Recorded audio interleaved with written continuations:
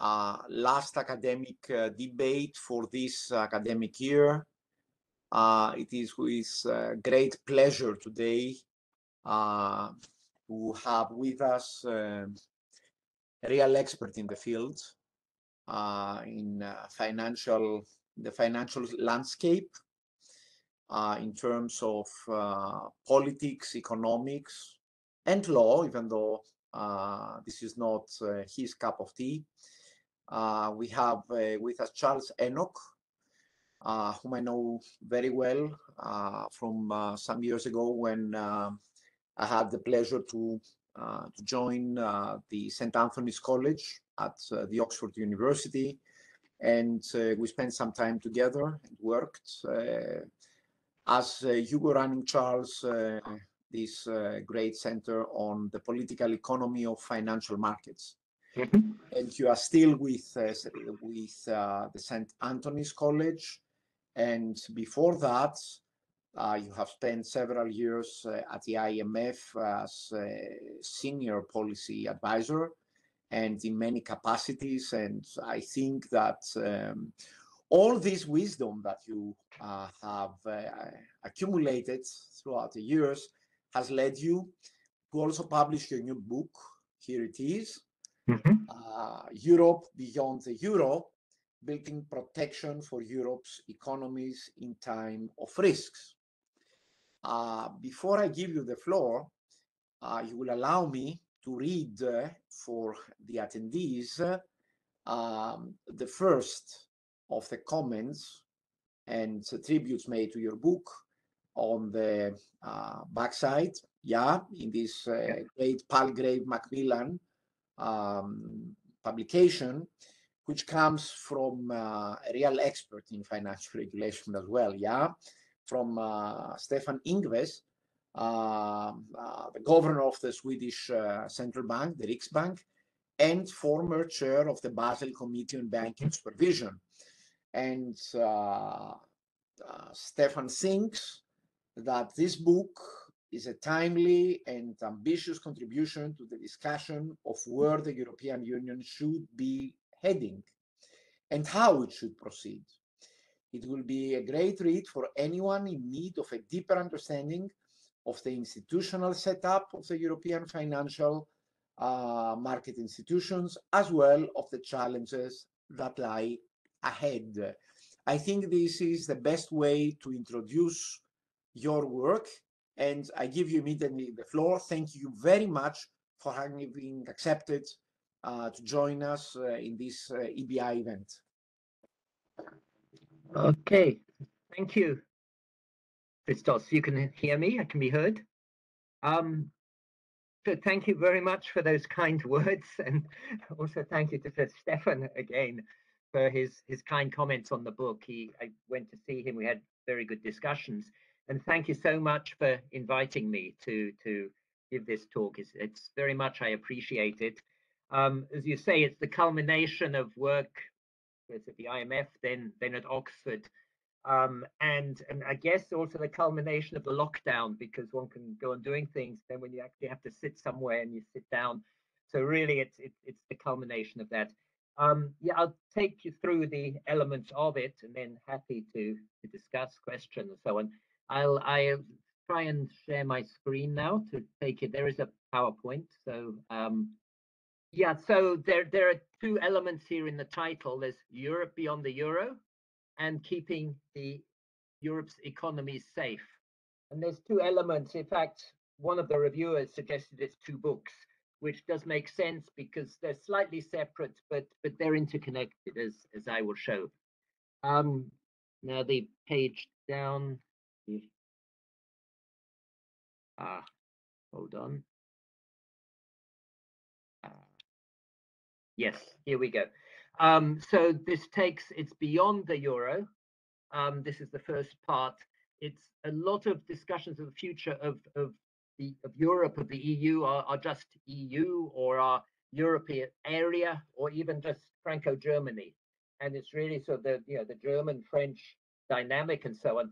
But really, this recognized the fact that there are 200 million people living outside the European area, the euro area. So and that's excluding Russia, Turkey, Ukraine, and so on. So really the focus on the core neglects a lot of this periphery. So really it takes the whole general side of the whole of Europe. And the other part is that creating and preserving the euro was a major issue for the first 2 decades of the 21st century, lots of things there. And now possibly the big issues in the EU and in Europe go beyond that. They're into broad economic sustainability issues, governance issues, and the point that Europe is in a dangerous world. So we are now in a time of risks. The genesis of this project was the global financial crisis, which I discussed with Christos and with people in Oxford. It was really, this is where it came from, that there have been great risks and the end of the great moderation. And then since then, the risks have been piling up. And in fact, today, the talk, in a sense, is even more timely than when the book was published a few months ago. So there's the COVID pandemic risk. So there's climate crisis, there's the cyber crisis, supply crisis, political crisis, and of course, most recently, the security crises.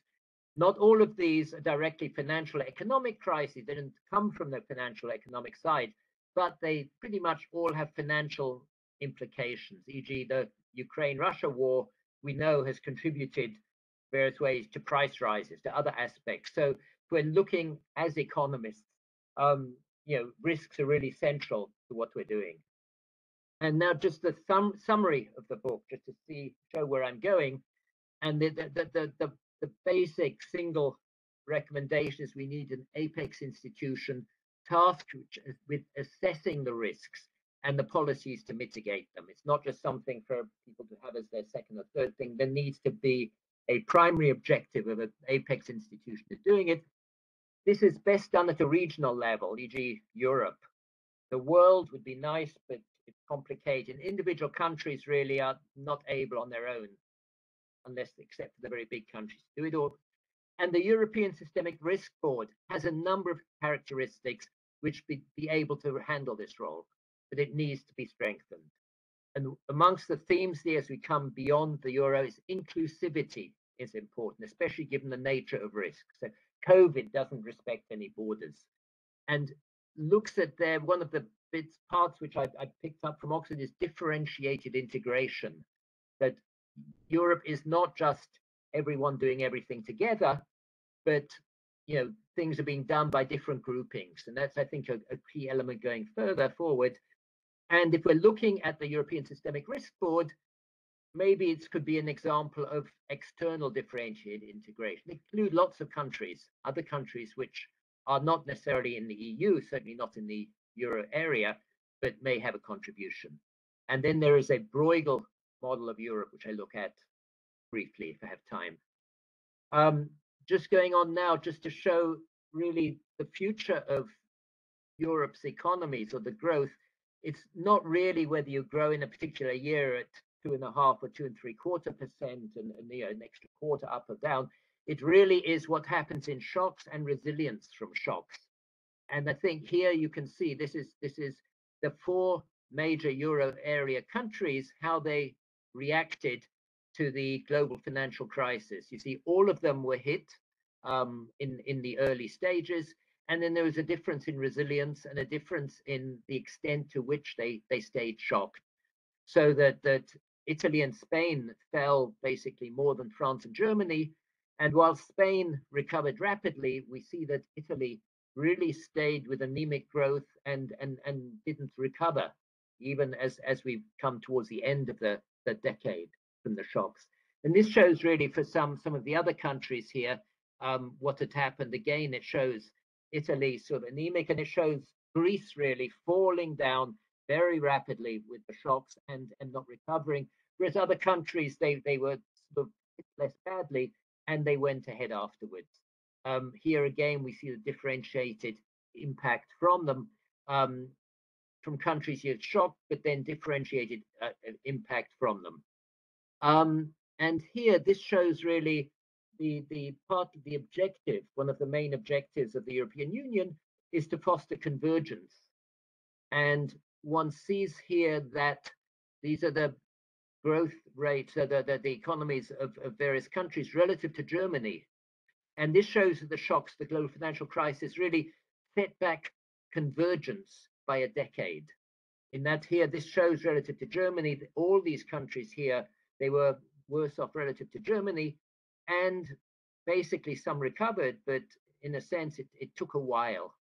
And here we show, I mean, more of these.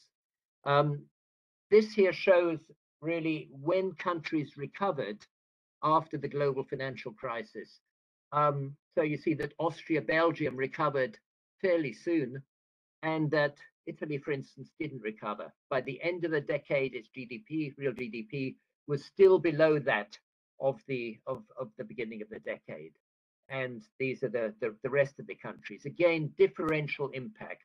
So really arguing here that the great importance of basically being able to protect an economy in the face of shocks, being able to forecast shocks, being able to mitigate the effects of shocks, and because of differentiated impact across economies, and that some of the weaker economies, in a sense, really have pervasive impact from this. Here we show now the COVID impact, and this was just the initial impact of COVID. Again, the next shocks coming through, and you see for some economies, the first quarter impact of COVID was bigger than the overall impact of the global financial crisis. Again, there's discussions to whether COVID has a longer impact, the financial, but one can see here a very sudden substantial impact. Some countries were much more impacted. Austria at the beginning had 17% fall in one quarter, whereas only 11% at the nadir of the global financial crisis, and others it was reversed. They were not so impacted in the other way around. And so we show here all the economies. So that's really the background, the argument that in fact that it's the crises which are really determining what happens to the European economies over the medium long term. And as we said, there's a succession of crises there, and addressing them really is the key element of European policy making. So the outline of the presentation, just taking it, just very what I'm saying for the whatever the remaining 20-25 minutes, just going through what happened in the global financial crises, going then financial stability is clearly important, and the instrument of maintaining financial stability is macroprudential policy. I look then at the ESRB, which is the EU agency for financial stability, and look at its achievements, and then its weaknesses, and then its recommendations. And then that, in a sense, is self-contained and could be sufficient. And then one looking, though, at broadening it, it could cover a whole range of risks. It's not just the financial crisis, but there are macroeconomic, macroprudential implications from the COVID crisis, from all these crises. And you broaden the range of risks, and going beyond this again, that differentiated integration, that you can be inclusive, you can really include countries certainly beyond the euro area, and even beyond the EU. And looking now at inequalities and compromises within the EU as what happens with existing relationship, and finally looking at the Breugel model and possible treaty change to bring all this together, if there's time. So the response to the global financial crisis, there was a wide range of actions, and arguably we're all benefiting from it now because the financial system has so far weathered the subsequent crises very well. There was an enhancement of the regulatory agencies, the Securities Authority, the IOPA, the banking authorities were all established at that time. The tighter capital standards moved to Basel III. Definition of capital was tightened. Systemic buffers were introduced, and resolution and recovery frameworks were developed. Overall, this was put together with the outline of a banking union, and also the European stability mechanism was established. But had severe conditionality. I'm happy to come into this at the end if one wants, but it really has. I mean, the stability mechanism introduced so much conditionality that as one came to COVID, some countries were reluctant to go to the ESM or to use that because of concerns as to about conditionality, which would be done there. And financial stability was explicitly addressed, and the European Systemic Risk Board was established. Now, the unfinished business from the global financial crisis, the banking union is as yet unfinished. There are proposals for a common deposit insurance fund, which is not yet in place. Wolfgang Schäuble had questions about the banking union, said it was timber framed, and it needs to be steel plate. It was timber framed so as to avoid the need for treaty change. It was possible to introduce a single supervision mechanism in the European Central Bank without treaty change, could be done quickly, and that's fine. That's worked up to now. Some people said that this essentially, this was was timber framed, but may not be fully robust, and you need to steel plate it. And the resolution recovery framework so far is not tested. There's a capital markets union as a complement to the banking union, an insurance union, which is, I think, has gone even less far, but arguably is a necessary concomitant, and enhancing the financial stability framework, which is really what this is about. So macroprudential policy is policy really to safeguard financial stability.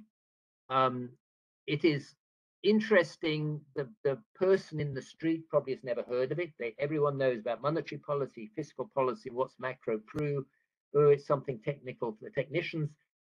That's got pluses and minuses in this day when everything is toxic. When you mention all sorts of things, the IMF, you mention endless policies, fiscal policy. Everyone assumes that this is going to be nasty, and there's disinformation and so on. Macropru, one's really starting from scratch. It's relatively new. The first discussions were really in the light of the Asian financial crisis, where it was recognized that micropru did not always give the right signal. Just because an individual bank is sound or is doing well doesn't mean the fallacy of aggregation. There's at an aggregate level, you might get different elements there. A lot of analytic work was done first at BIS by Claudio Borio at the IMF a lot, but it was not really implemented. It was sort of theoretical until the global financial crisis. And after that, many agencies, many countries introduced macropru. And I think, it was just seen that this was really an important response to the global financial crisis. In the EU, it is split. The responsibility is split between at a national level and EU competence. Similarly, in the United States, there's no single agency. There's a financial, the FSOC is a committee headed by the Treasury, which has all sorts of different bodies in it. But in a sense, it's like Europe, but different. The Treasury has other things to do, so it chairs this committee from time to time. But financial stability is not the key element in there. So there have been a lot of institutional innovations. Mostly this has gone into central banks. Most countries now operate macroprudential policy, and financial stability is seen as a complement to monetary stability. And in fact, some central bank laws even to have come out to say this. Bank of England is one of those. Mark Carney was really one of the leading thinkers on this macropru policy, was at the Bank of England. And his final speech really tried to put the two together with a grand unifying theory and practice of macroprudential policies, really setting macropru and monetary within a single framework, really to show how the two are interacting, and by choosing this really as a flagship speech, by stressing how important it was. So the European Systemic Risk Board, it's established as part of the reforms. Interestingly, it is highly inclusive. It includes all EU members, all national supervisory authorities, all the agencies, and as such, it is in contrast to the ECB. The ECB, the European Central Bank, which powerful institution, is only covers the euro area, so the approximately 19 of the 27 countries, nobody outside. It's only responsible for the banking sector. It does not have responsibilities for securities, the others. So the ESRB has everybody in there, and it's a sort of complicated structure, a small secretariat, executive board, advisory board, and those who wish to sort of rubbish it can say, oh, 81 people on it, how can it work? But it's inclusive, and that's what happens. There's a balance in it between the insiders and the outsiders, between the euro areas and non-euro areas, and it is headed by the ECB president, and that gives it visibility, it gives it standing, and it is structured. It lives sort of in a sense as an adjunct of the ECB at the moment. It has soft powers, so it can issue warnings, it issues recommendations, and countries have to comply or explain. And warnings, these can be public or in private. It initially looked at foreign currency borrowing, which was a big thing in Central Eastern Europe. Everyone was borrowing in Swiss francs because interest rates were low, and they thought this therefore was low risk, but showed it worked. And since a lot of it has been on commercial and residential developments, on real estate developments. It also is a vehicle for reciprocity for national macroprudential policies. If Netherlands wishes to have some macroprudential policy in the Netherlands, it can only directly affect the Dutch banks. It needs reciprocity from the supervisors of the other banks in order to make it fully effective. And the ESRB is a vehicle for which this is put forward. Interestingly, the ESRB has issued warnings to France and Germany as much as to the smaller countries, and other parts of the working of the EU, such as the Growth Stability Pact. There have been issues where maybe the biggest countries were treated differently from the smaller ones. This is just a quick slide which shows the organization of the ESRB. This really shows how countries have to respond if there's concern that your commercial real estate needs to be addressed. These are the ways in which they can respond, and that green means there's been a full response, and then it ranges until the red where there's been no response. So you get a dashboard from each country, which basically each country has the ESRB comes out with the policy recommendations. Countries have time to respond, and then there's a dashboard which assesses the response. So the ESRB had 10 years of achievements. The fact that nobody's heard of it maybe is its achievement. You don't want to have had a crisis. If it identifies these crises and lets countries know about them, then that's its success point. Now let's see the problems. There's no dedicated leadership.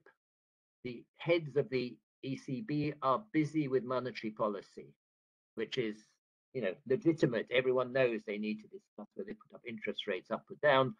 And informally, over the decades, the ESRB people have said, we'd love to have more attention or a meeting from the head or the senior people. So there is that. And when the ECB head speaks, they speak as head of the ECB talking about monetary policy. It is not immediately clear that they're also talking to the ESRB. The physical linkage within the ECB can constrain the ESRB, sometimes from exercising its surveillance power. In principle, it has an authority over the ECB because it can point out risks which may cause awkwardnesses at some point. The soft power may be insufficient at certain times if there is a real crisis coming. On the other hand, possibly it's been able to do so much because it is soft power, because it is allowed, therefore, to get in because people want to see what it's going to say, and they respond positively and have open discussions with soft power, but it is an issue.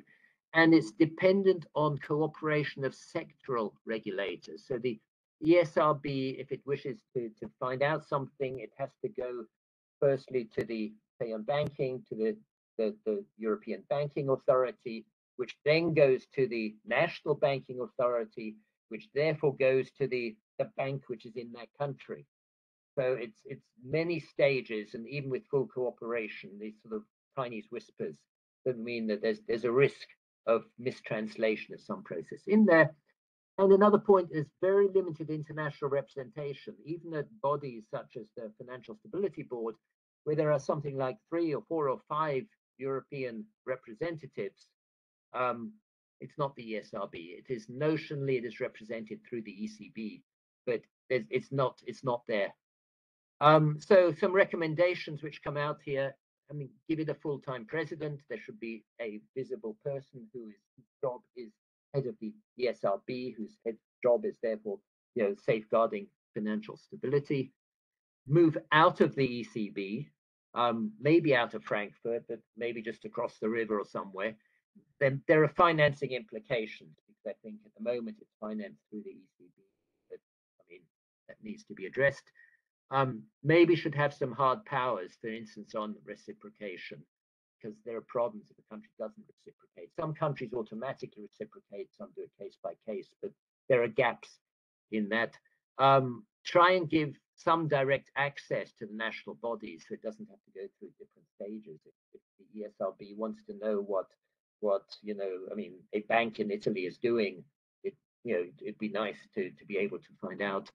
And make explicit. It's also sometimes when you get into macro-pru, it's the national body is not always the case. There may be sectoral cases, for instance, shipbuilding may be an issue, in which case maybe it's going to be recommendations for, you've got to safeguard shipbuilding, or shipbuilding is, exploring it. So that it may be, as we're getting to pan-European, to EU-wide, maybe EU-wide is sectoral wide rather than by national.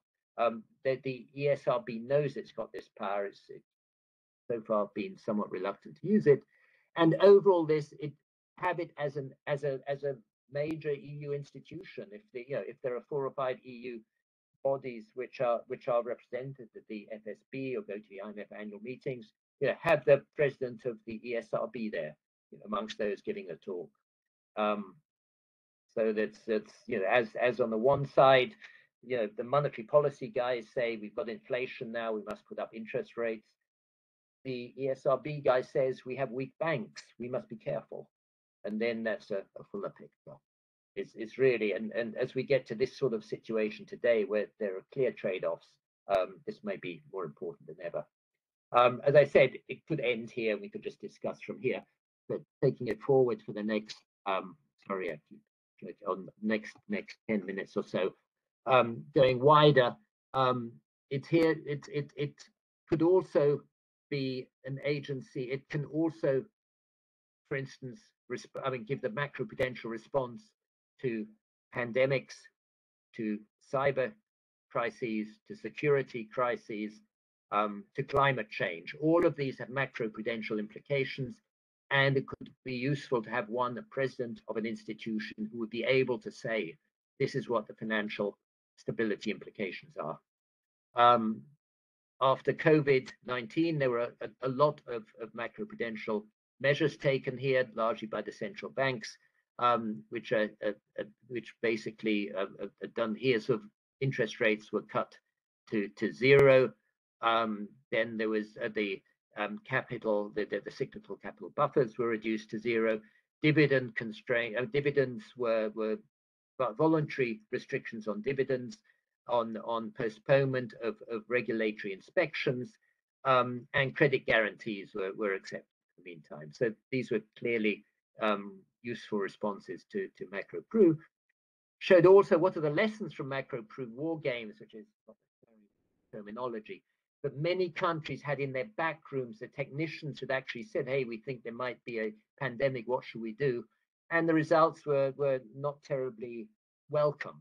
So they were buried, and people said, oh, nobody ever thought there would be a pandemic. Well, generally, there have been technicians who have warned of all the crises, but if they're not put forward, if there's not a mandate for them, it doesn't get seen. And certain broader things, just in time supply chains have risks, and share buybacks have risks, and heavy indebtedness have risks. All these things which are just in the background, but had there been a financial stability institution looking at these broader things, and might have come up and earlier, and the COVID costs might have been less. So the macro prudential policies here on climate change, that Mark Carney, again, he wrote and spoke on this, in that climate change he thinks is a tragedy of the horizon. So it's like the tragedy of the commons in the Middle Ages, where every single person sort of put their cow on the commons, and because there were too many cows in the commons got up. So similarly here, because we're just, what can we do for the next quarter? How can we get growth in the next quarter, in the next year? You're going to forget about, climate change, which will be the next 10 years, 15 years. So one needs to be doing way beyond the horizon for normal monetary policy, fiscal policy. And that really, there are inconsistencies in policy, and therefore you need to be doing this climate change analysis. And there are clearly issues which are going to arise. There are legacy assets, for instance. The private sector transition means there will be major structural changes, as one knows, as energy dependence gets withdrawn and energy related assets decline. This can be managed if one recognizes the macroprudential, macroeconomic issues, and that needs to be brought to the fore. And again, in the EU, it's not obvious which agency is specifically looking at this. Obviously, the Commission does some, the ECB does some, they're doing good work, but where is it centralized? And here we look also at macroeconomic, macroprudential policies and security. Here again, there's an unknown risk.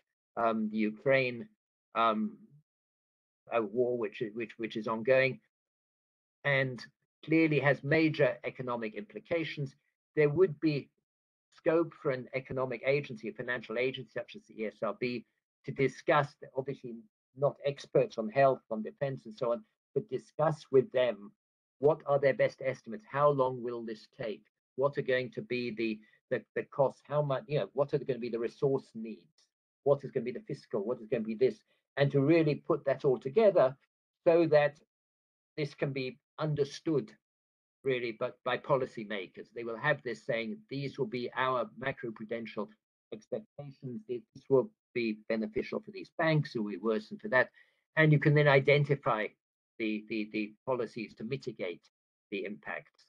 So clearly would be an impact. There's a major shock, and again, many agencies are doing terrific work to try and assess this, but to have one agency to bring it together could be helpful. Moving on here, differentiated integration. Who should be in the ESRB? It's bigger than the ECB, so it's not just the euro area, it is the EU area, and it's been quite cleverly done so far that non-euro area representatives have had major positions, senior positions in it. The deputy was Mark Carney from a non-EA country. It now is Stefan Ingves has said. So this balances the euro area with those who are not in there. And in fact, EEA countries, Norway, Iceland, Liechtenstein, participate. They can't vote, but they're still there. They can learn there.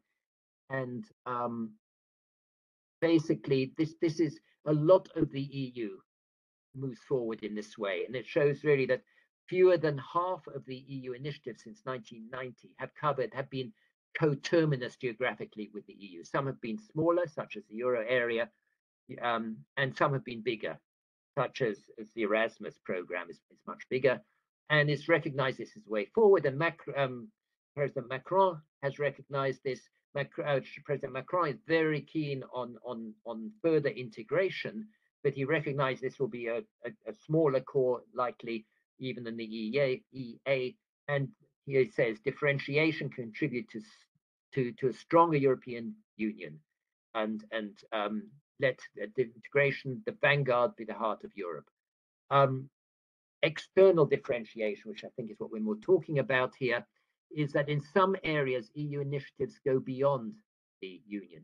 Erasmus program, and some also de facto are beyond the European Union. So the standard setting is way beyond the European Union. And when Solvency II was created, for instance, I mean, insurance companies around the world wanted to know what was happening there. I was in Latin America, and the Mexicans and the others there wanted to see what Solvency II would be and would try and follow that. So in a sense, it's de facto external differentiation. It's how Brussels rules the world really shows how EU standards really are dominant. Some have both internal external differentiation. The Schengen group doesn't have all the EU members, but has some outside. It has Switzerland, for instance. And the Vienna Initiative has countries inside, outside the EU, has public-private partnership. And the book goes through a lot of these. The book goes through also the regional groupings. The Nordics have a very close relationship even within the EU. And so this shows that there's plenty of scope for being flexible in who participates. And this argument is basically that the ESRB could helpfully go for external differentiation. The crises which we've seen now are way beyond the EA. To some extent, they're beyond the EU. And for instance, the UK was a major player in the ESRB until they left, until Brexit. So whilst the UK is temporarily or however long outside the EU, there's no reason really why it should not be able in some form to participate in the ESRB, because financial crises, there's financial contagion between the major European financial markets, the UK, and the other markets. It would be helpful to be in there. It would be helpful also for the Western Balkan countries to maybe be in there.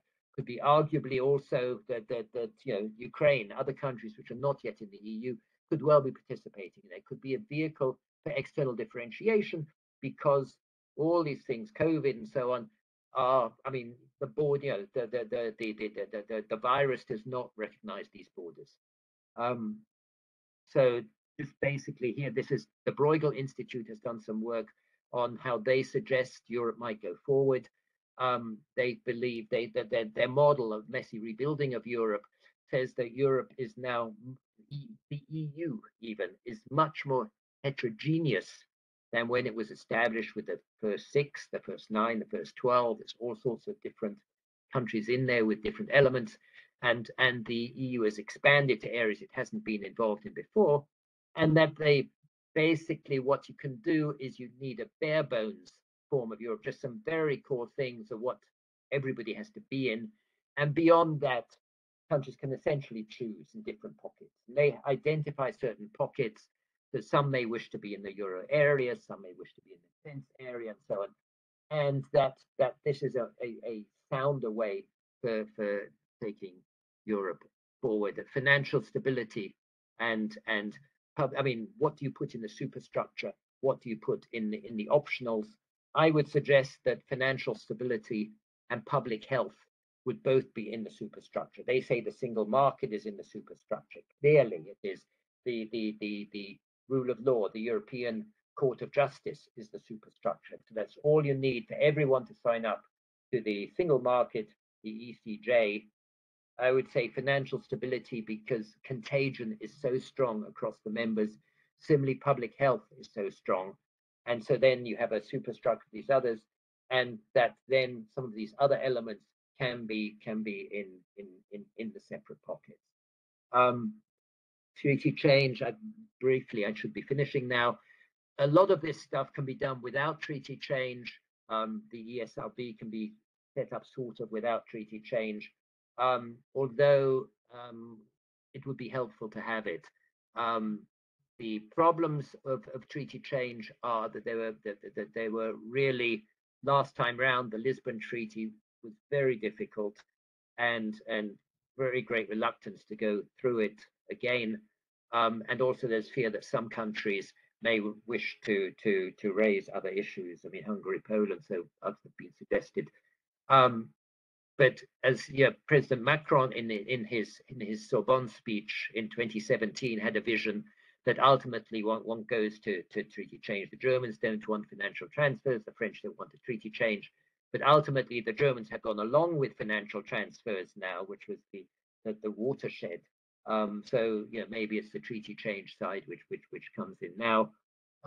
And really, the reasons for it are that the arguably one has gone as far as one can with the existing treaties, and there's this whole series of authors who suggest that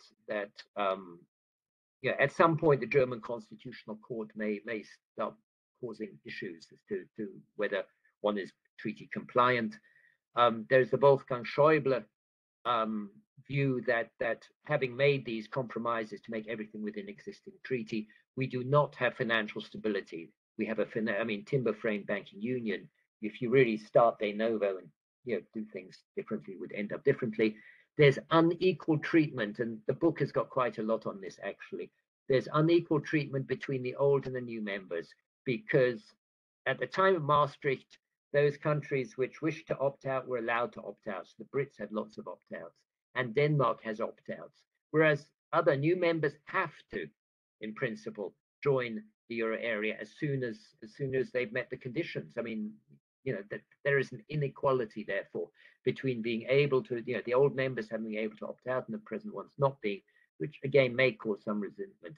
And some of the treaties are obsolete. The Maastricht criteria that each country has to have debt of below 60% of GDP, when the majority of the existing members do not. And again, this reduces credibility and maybe boosts resentment of one group against the other, and also be timely to refocus on the issues which are now central importance. Financial stability wasn't up there at the time, and so one could bring that. And as one goes through with the conference on the future of Europe, if that's going to be serious and taken seriously, there may be certain elements that change. So here are finally the summary of the recommendations.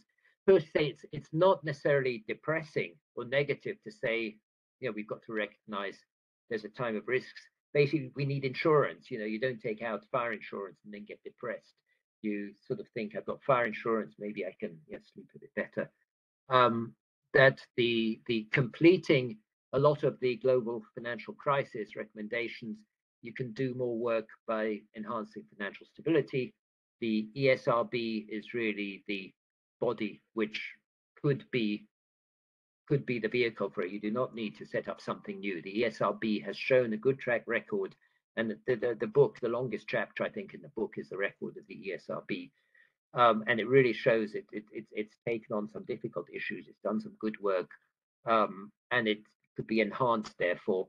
And it shows with the enhancements, which again are easy to do if there's a wish to appoint a new head and to move it physically, at least out of the building, if not elsewhere. And then you can use the differentiated. The EU has a lot of practice of differentiated integration, to basically to be able to invite in other countries, certainly to have in the EEA, certainly the EA, and I would say bring in Switzerland, bring in the UK, because on financial stability they're so interrelated, and on public health and things as well. And then you recognize maybe you want a treaty change. And I will stop there. Thank you. And I will try and stop sharing the screen.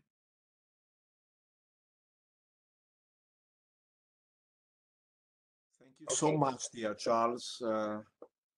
That was not a presentation, that was a bunch of lessons here. I very much enjoyed it, and you touched upon so many different aspects, with a particular focus, though, on the macro-pro issues, and if there is one aspect which was, in my view, the most significant in your presentation, in terms of you gave it more significance, was the institutional setup of macroprudential oversight. And correctly so, because you showed that macroprudential oversight is a function which is being exercised at EU, not euro area level. And you said correctly so that the vice chair of the ESRB was the governor of the Bank of England. Today it's Sweden, so outside the EU. Yeah, but again, the limitations in its functioning are set by the fact that since it is hosted in the ECB, there is a predominance of monetary policy, so it becomes kind of captured by the priorities within the banking union. Another very interesting point that you raised at the beginning, and I want you to comment on that, was that when presenting the different elements of the infrastructure, you spoke about the banking union, correct? The capital markets union, correct? And then you, this was followed by the insurance union. And as a matter of fact, you highlighted what I also believe, that with the creation of the banking union, we have incorporated in our institutional framework a new asymmetry, in the sense that we have centralized banking supervision, national capital market supervision, but with some elements of centralization, especially where the ESMA has been given some powers. And then when it comes to insurance, again, it's totally national. So a new asymmetric system like in the EMU, the E and the M. Yeah? And then you spoke about the treaty change. And here I have a second question, which will be followed by a third, and then I will be waiting for people to join us in the chat. You correctly pointed out that financial stability should become part of the superstructure, as you called it. Correct. In order to do that, nevertheless, you need a treaty change. Because financial stability is not a mandate for anybody, according to the treaty. Yeah, you have some elements of financial stability, but the ECB is not given the power, is not given a specific mandate with regard to financial stability, unlike monetary stability. Yeah, so in that respect, also further enhancing the ESRB according to the lines of your proposal would require a treaty change for the ESRB to be elevated from the status of an agency, yeah, to the status of an EU institution. Yeah. So at the end of the day, maybe I don't know, and you didn't respond to that when the treaty change should take place. But I think what you mentioned, what I heard from you mentioning, was that when the next treaty change takes place, all these financial stability and financial institutional issues should be included. Now, I have a third question for you, which is not linked in your discussion, but it is not linked to what you have presented. But again, it is very topical. It has to do with an issue that we have discussed before again and again, sovereign debt. And what we see again is that, if you allow me to be a little bit provocative, yeah, sovereign debt was the cause of the crisis in 2010. It started in my country, but not only. Yeah, my country suffered most at that time. You showed it in your tables. Yeah, not so much in the corona, but at that time. I have seen from your table that Greece was included in the countries which never. You didn't say not yet. You said never. Never. Yeah, correct. While I spotted that Switzerland recovered in less than 2 years' time. It was impressive. Yeah, I glanced at that. Now, sovereign debt was a major issue, and in my view, still remains. And the sovereign debt crisis lasted for I don't know how many years. It depends. Nevertheless, it lasted more than 6 years. Yeah. And then we had a period from 2017 to 2022, 21, which I could label the period of the lost chance. Yeah. Meaning that we didn't take really any initiatives in order to deal with this issue, especially when it comes to the spillover effects from sovereign debt to financial stability. Yeah. I remind you that the proposal for the ESM to become an EMF has not been finalized. Yeah. Even the backstop is not yet in place because some countries have not ratified. We have not changed the prudential rules to deal with sovereign debt. We didn't create any sovereign bond-linked securities and so on. And now that we are in the middle of a monetary crisis, everyone is asking the one who is at the end of the day not responsible for fiscal policy and sovereign debt issues, the ECB, to take measures to alleviate the problems from the sovereign debt crisis, which may be coming up again. I would like to have your opinion on that. I think the policy issues, the polity issues have not been resolved, and the less politicized institution is again in attack with regard to an issue which is not its major priority. So that's for a first round of reflections from this excellent presentation. Thank you, Christos. Yes, a big range of questions there, and all very apposite. On the insurance, you're quite right. There is an asymmetry, which is pointed out. I'd sort of mention it in the book as well, and in fact show that interconnectedness within Europe across insurance companies is even greater than that of the banks. So arguably there should have been an insurance union before a banking union even, that the insurance companies are even more interconnected than the banks are. And I guess it's not happened because there's nothing immediately broken today. People only act, coming back to your last point, people don't act in good times. So it's clearly a banking crisis, so you put a banking union.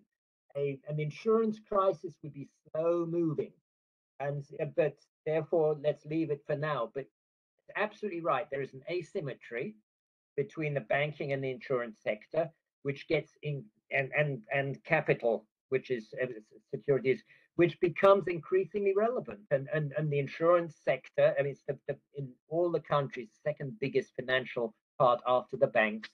And absolutely, there should be momentum for an insurance union. I guess it is just exhaustion amongst, the policy makers and the people drafting what they've done. But it is a weakness. And again, it's a tragedy of the horizon, as Carney said, because insurance company problems arise over the longer term, but because everything is longer term, but therefore it needs a longer lead time. But absolutely, we'd certainly support on that. The AIG quasi collapse is the best manifestation of that. Yes, exactly. You can have an insurance collapse, and everywhere in the financial sector can be vulnerable. I mean, we haven't even mentioned the central depositories and all these others. But the more that you're looking at one part of the financial sector, you've got to look outside, because it's the shadows where things occur, which of course the ESRB does actually, can look at it, because the IOPA and the insurance companies are within the ESRB. So insofar as it does have powers, there, it can be covered in the ESRB. On the treaty change, I give in the book I have a number of arguments for treaty change, I guess the reason for not coming out and saying doing it tomorrow is because perhaps it's more contentious than some of the other people. Some of the ESRB stuff you can do tomorrow. You could appoint a new head of the ESRB tomorrow, and this person, he's the president, he will be invited to the IMF, he will be this You don't need any treaty change. You don't need any. You can then move it physically out if you can work out the financing.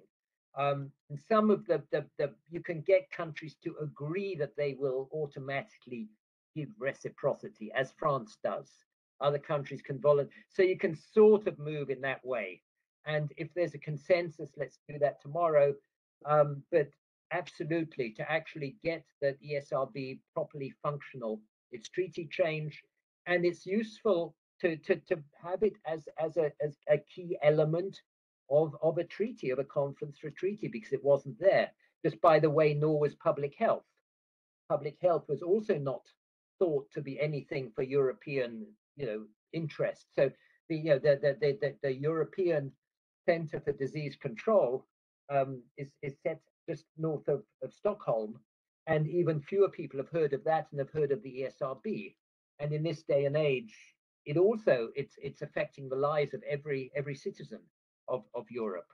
I'd make a big play on the book about the loss of credit. If the EU is rule of law and really rigid rule of law, then how can you still have the Maastricht criteria?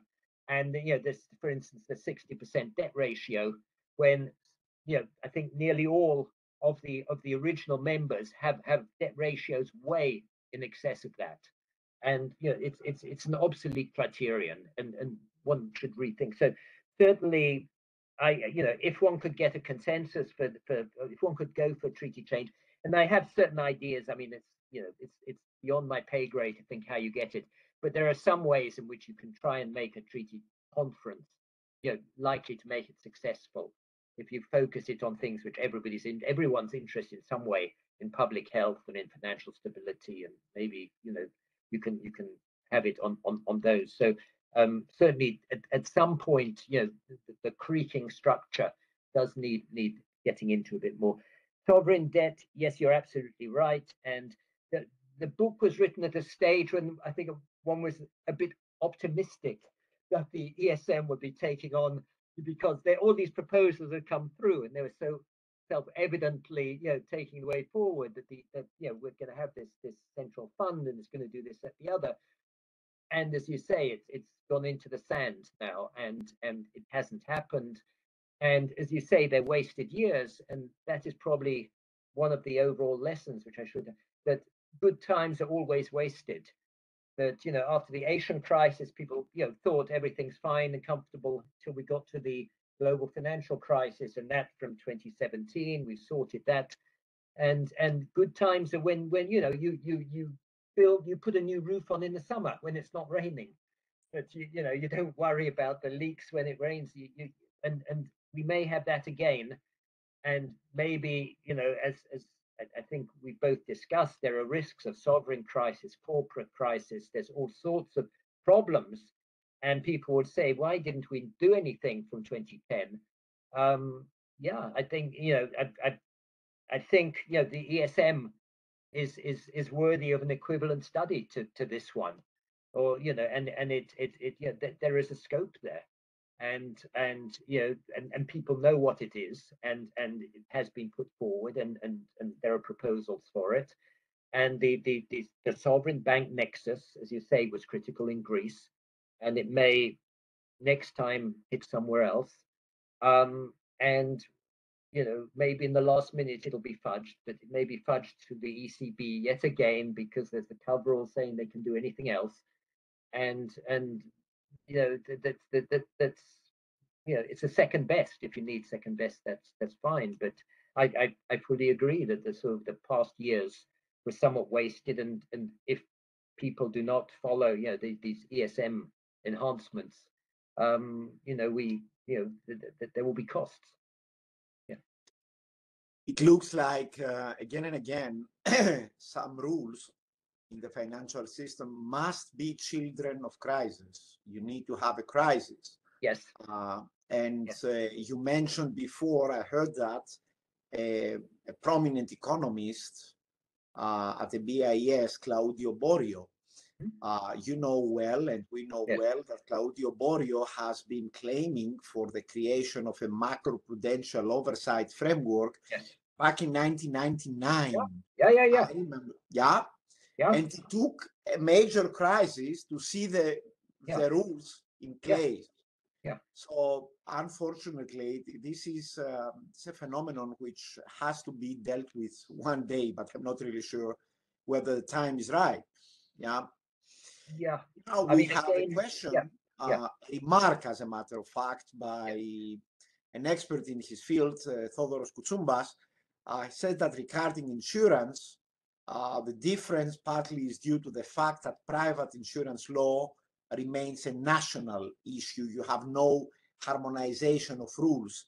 For instance, insurance contract law is always a national issue, and there is a difficulty to sell cross-border if you do not comply with the rules of the host country, which is a correct remark. If you want to, is there anything you would add to this? Yeah, no, it shows you have further to go. I mean, as you say, it's a lot has been done more on the banking side and even some of the securities and insurance. It has, as you say, it's national law, which, I mean, it's not a single market then. If you want to do a single market, insurance is single market and cross-selling across borders, there's a long way to go on that. Just picking up your Claudio Borio point, I think today the BIS, I mean, Claudio's employer, came out with a very strong statement saying, I mean, monetary policy dominant statement coming out that the world's economies must act very forcefully against inflation, because we have inflation maybe taking off, which I absolutely do not disagree with. But there is trade-offs. Let's hope that within the BIS even, yes, there's monetary policy, there's financial stability. I mean, it needs to be considered at the same time. There are these two issues, and maybe the dilemma is more acute than we have seen for quite a while, because inflation is taking off and financial stability is very fragile. And we have, as I can see it now, we have also the annual economic report of the BIS, which was published yesterday, and contains a lot of information on that. Great. If I can continue with a question on the role of the IMF, not in policy terms, I would like to ask your opinion on the efficiency of the financial sector assessment programs, and to what extent they have increased the resilience of the financial system all over these years. I consider it positive, but still sometimes with a time lag. So what is your view on that? So it's a loaded question. I led the first financial sector assessment of the European Union in the weeks and months after banking union, and it was well received and hopefully had an impact. I mean, it is a flagship product of the IMF, and I think it's as you say, it has an impact. Maybe not immediately, but it does have an impact, and there are good discussions there. Again, there's the plus and the minuses. Outsiders haven't heard of it. To some extent, it's upsetting that, and I used to get upset if, say, there's a Financial Times supplement on Norway, and they cover all sorts of things, but they don't cover a recent financial sector assessment program, and this is sad. It's been badly marketed. But on the other hand, it does enable the discussions to be frank and for the Norwegian authorities, just to take an example, to take these issues and to take them seriously. I mean, as you know now, the G20 have committed to undertake these assessments every 5 years. So it's become part of the overall surveillance, which addresses a gap in the traditional IMF surveillance, which they recognize, which was really just the fiscal and the monetary, as with everything else, and therefore, most of the IMF also missed, you know, the global financial crisis, and we're still giving great Article 4 reports on all sorts of countries about to go into financial crisis. And a lot of effort is put in now to have the financial sector assessment program and to integrate that within the overall surveillance. I mean, that is the key element. And I mean, it has improved. I think they would all agree it's a work in progress, because it's quite complicated. It's not. It's, you know, the body is still emerging. You know, monetary and Financial. financial. Sorry, I had a little click on my screen which I had to click off. Have been around for decades, for hundreds of years. You know, this other thing's been around for 1 decade, but you know, monetary policy. So it is emerging, but it is a major product, and countries do welcome it. Would just sort of say what it was.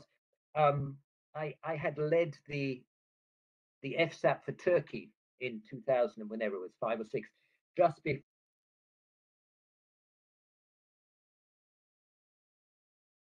And the IMF had been all over them, you know, for programs, surveillance, technical assistance, and the president of Turkey, Erdogan, in his more liberal phase at this point, he sort of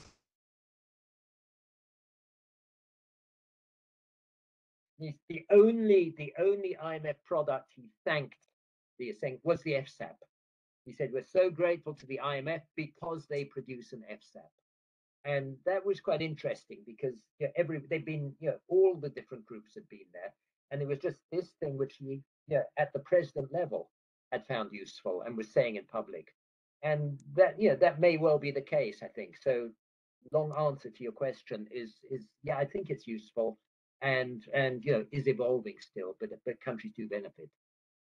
And I understand there is now a new, eventually flagship proposal, which is this global stress test.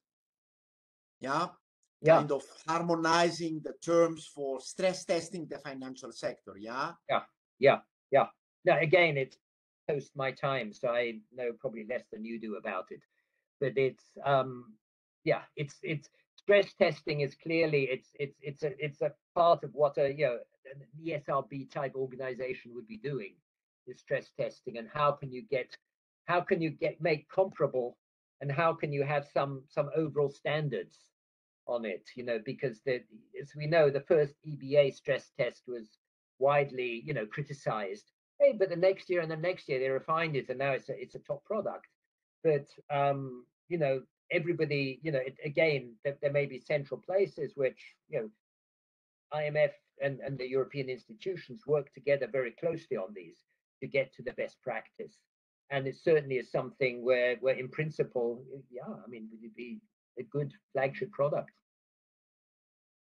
Nevertheless, jokingly, the sad lesson that we learned from the COVID, from the pandemic crisis, is that the conditions in the adverse scenario in 2019 became the basic scenario in 2020. Yeah. So you always have a time lag with the unknown unknowns that you mentioned. Yes. So you need to readjust always. And recipients are very, very, very nervous about outlying scenarios because they assume they're forecasts, and they argue for compressing them always. You know, if you go to country X or region X and you say, we want to test this is horrible, how can you forecast it? And to sort of say, well, it's an unknown extreme, but we need to see what happens in it. It's hard for you know, sensitive authorities to take care. And therefore, yes, what you model as extreme is not as extreme as it should be. Great. I see no further questions in the chat. I don't want to keep you more. It's always a great pleasure to talk with you. Yeah, we had a great opportunity today to listen to you and discuss about your book, but beyond your book as well. Yeah, thank you so much for having concluded for the EBI this academic year. And I very much hope that we'll have the opportunity to meet soon and exchange views bilaterally through the EBI or any other forum that this will be the case. Thank you so much. Enjoy your summer. Thanks to all of those who have attended. Our seminar was very well attended, and I'm glad that with the exception of 2 persons, all the others remained from the beginning until the end, which is a proof of the quality of your intervention as well. Thank you so much, Charles. Yeah. All the best, and see you Thank you soon. so much. Thank you very much, Christos. Thank you also to Claudia for the technical arrangements, and thank you to everybody for attending. I very enjoyed it. And I hope, Christos, we get together again very soon. It'll be very good. It will be my last word. Claudia and Ricarda are always the crucial factor for all our events to take place, and I cannot stop thanking them again and again. Yeah. So thanks a lot, Claudia. Thanks a lot, Ricarda.